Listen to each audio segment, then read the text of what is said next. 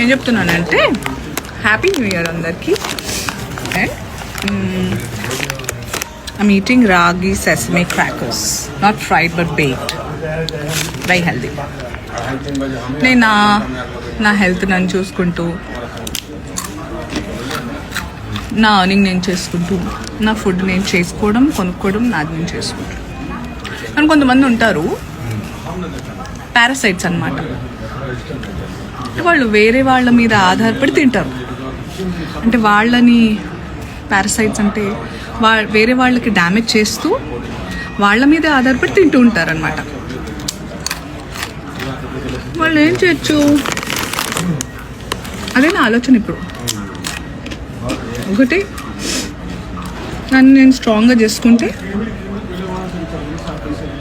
ఆ పారాసైట్స్ ఏం పీకలేరు అన్నట్టుంటా. ఇంకోటి, ఈ పారాసైట్స్ అన్నీ ఒకేసారి ఫసక్ అయిపోయేలాగా ఏదన్నా చూడాలి. ఇదర్ ఆ పారాసైట్స్ని ఇరాడికేట్ చేయాలి, లేదా అవి ఎంత గింజుకున్నా నాకేం ఫరక్ పడదు అనేటట్టు ఉండాలి. సమ్టైమ్స్ నాకు అలా చేయాలనిపిస్తుంది, సమ్టైమ్స్ ఇలా చేయాలనిపిస్తుంది.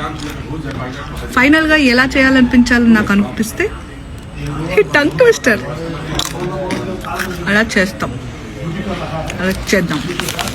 ఏమంటారు? నేను ఎంత క్యూట్ ఉంటాను, ఎంత మంచిదాన్ని. ఎందుకు పారాసైట్స్?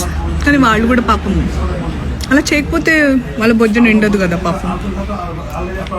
ఓకే, చూద్దాం ఎన్ని రోజులు.